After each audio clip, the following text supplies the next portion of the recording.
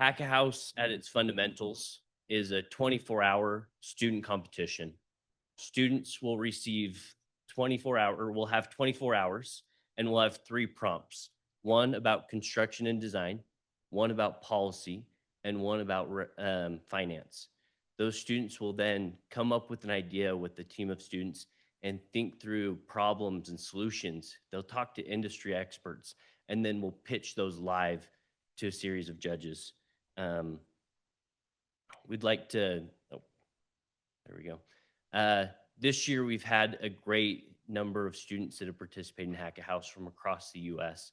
And it really both provides an exposure to housing, as well as provides an opportunity for those students that are interested in housing to get answers and to network and meet those industry experts that are interested. Um, I'd like to take a moment to thank both the industry experts and judges that helped with our Hack a House competition, as well as our sponsors and partner schools, as seen here. Again, there was 3 prompts for this Hack a House competition: construction and design, finance, and policy and regulatory reform. Today, we're lucky enough to have the winners of each of those categories here to present to you. If you're in person, we'll have a QR code after they pitch where you can go on and vote for who the grand prize winner should be, as well as if you're virtual and join the live stream, you'll also be able to vote for who the Hack a House grand prize winner will be.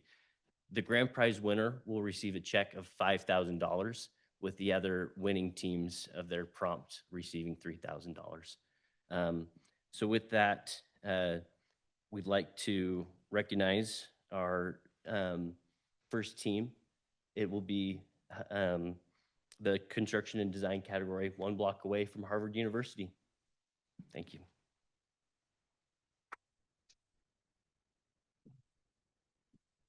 Thank you.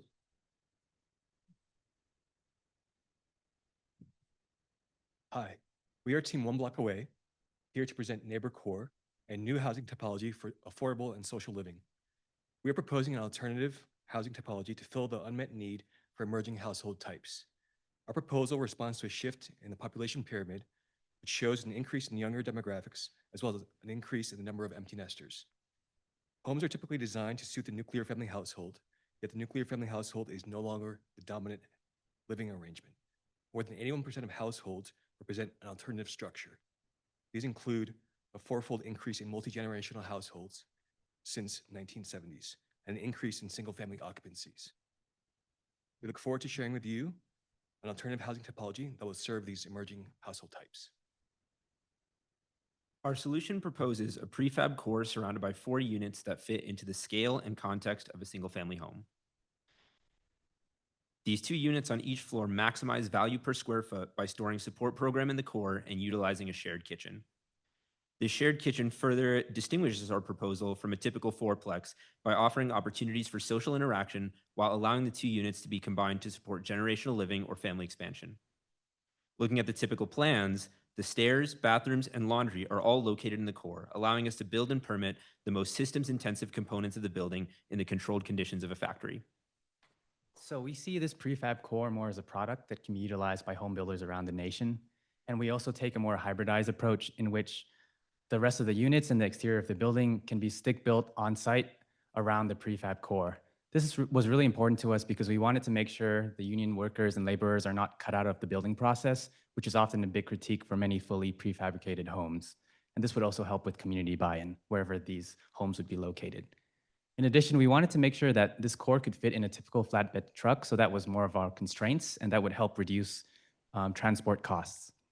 In addition, the massing and material palette, because of this hybrid approach, could sort of fit into the existing neighborhood character wherever they're built. The prefab core can also support multiple configurations based on lot size and location and preference, and also blend into the character of single-family neighborhoods and increase density in these single-family areas. I think when it comes to markets, the primary focus for us is secondary markets immediately outside major cities, for example, Dallas, as you can see here, where land costs are lower and zoning allows for building multiple units on a plot, distributing the cost of land. A second layer of cost efficiency can be achieved by moving the most expensive elements of the building into the core, which is prefabricated.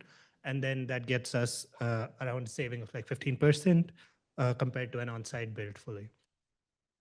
So from a financial feasibility perspective, we put our NeighborCore product against a typical stick-built single-family residence in the same neighborhood. So as you guys can see here, 144,000 home buyer can get into our unit versus 579K for the single-family home. More importantly was the affordability side, right? So 42,000 in annual income can get you into our product versus 168,000 for the single-family home. So that's almost 4x.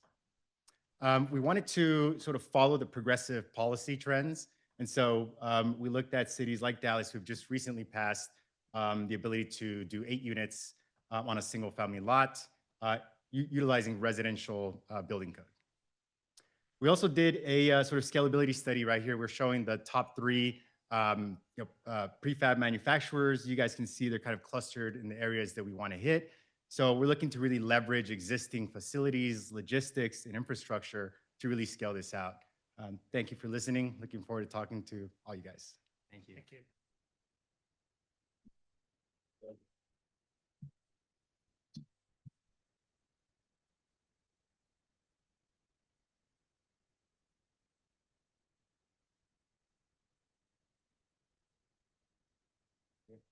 Awesome. Again, that was our construction and design category of One Block Away. Thank you for all your hard work there. Next, we'll have our finance prompt with Diego Diaz from Willamette University. Diego.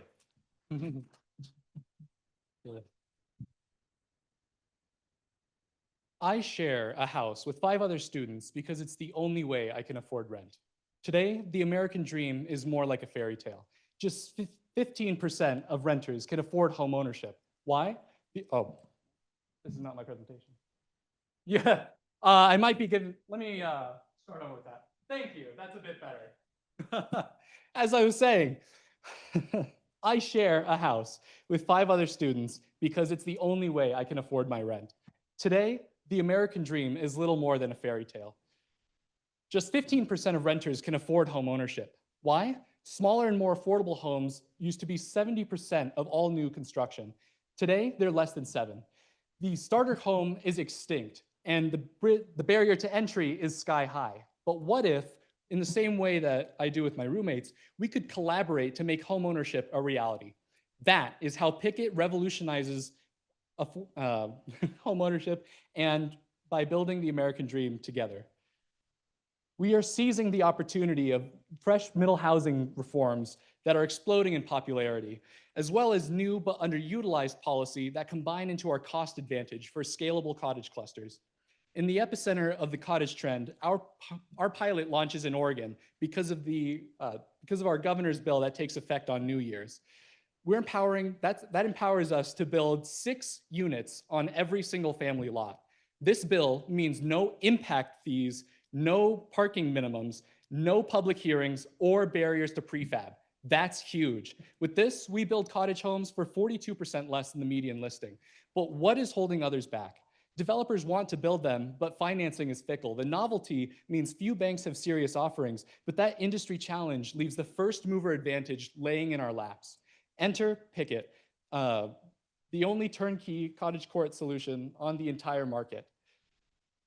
Picket aggressively competes on cost, but also coordination and convenience. Fundamentally, Picket is a start to finish system for scalability.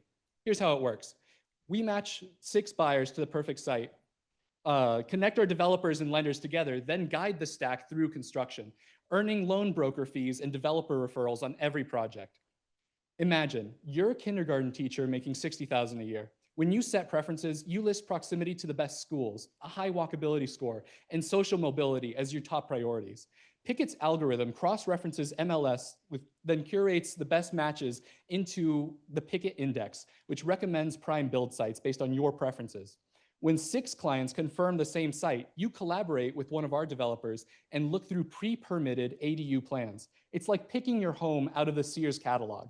When you all commit, we take your project to our lenders. The developer is approved based on your combined incomes. This takes site control. Now it's your turn. Instead of a condo or HOA, Picket walks you through our secret weapon, the limited equity cooperative. For banks, these are eligible for Fannie Mae, and our model structure de-risks the project. For buyers, you save on money, time, and headaches because of what you don't have to deal with. No lot subdivision, which adds up to 7% of the project cost and can take several months to over a year. No condo law compliance, and no property taxes in Oregon as of June. This is how we change the game. Soft costs are up to 1/3 of any project, and Picket slashes them to bits.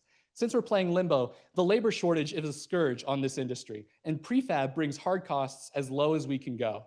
The bottom line is we can offer a good home for less than 200 grand with a mortgage of just 1350. That quadruples access and brings the American dream within reach of almost 60% of renters. Imagine the joy of a moment when a teacher who's been told you can't afford this gets handed the keys to their own home, achieved against all odds. That's the Picket promise fulfilled. And I believe this is a dream worth fighting for. Got a 12,000 page word report if you're interested, but this is not theoretical. If our pilot project can provide a higher return on equity than competitors, this could catalyze a gold rush for building attainable starter homes that hardworking Americans deserve. And when the rush begins, Picket will be the only place that you can buy a shovel. Thank you.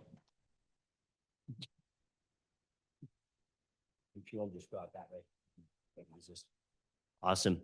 Thank you, Diego. Again, that was our finance prompt. Next, we'll have our policy prompt, Team HUD, Sweat, and Tears. Please welcome them. Thank you. Team HUD, Sweat, and Tears.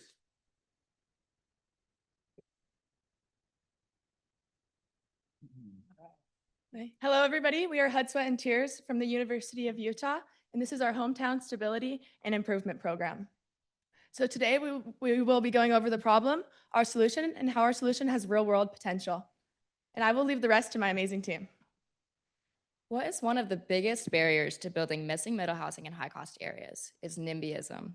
NIMBYs fear declining property values and strains on infrastructure, among other things, and their opposition often leads to block density reform and less new development. So how can we fix this problem?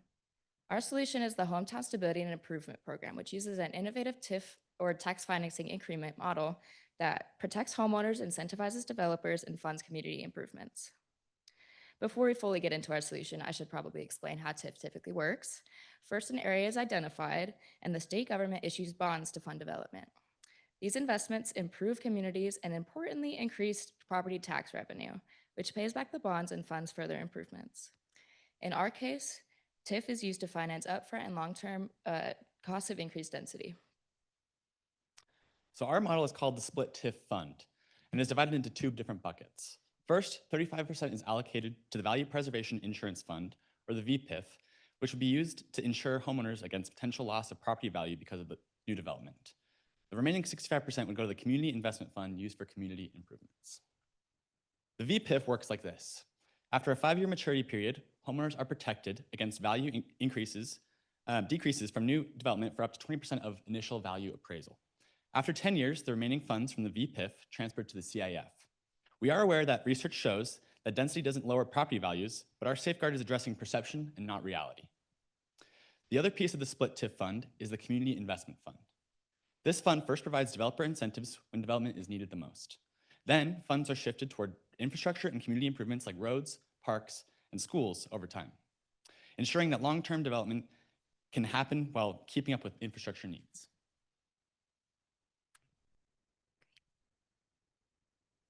All right.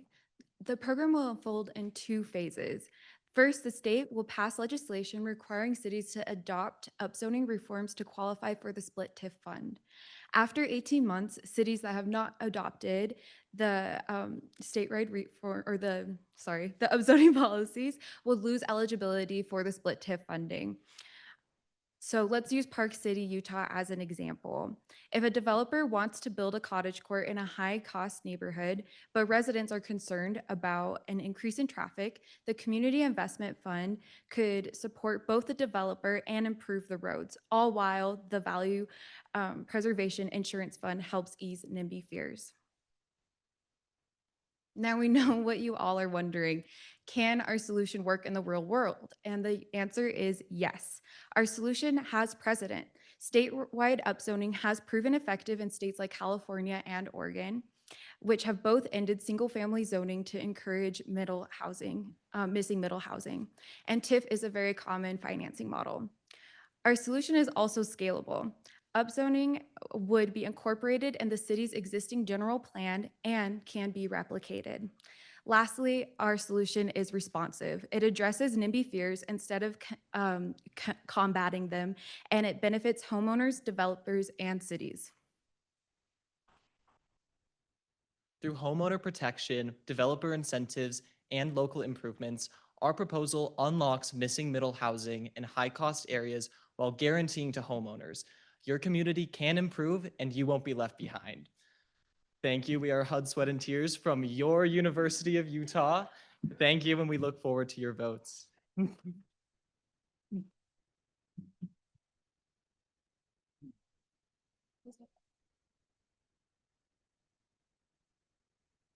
Again, that was HUD Sweat and Tears from the University of Utah. If we can get one more round of applause for all these great teams,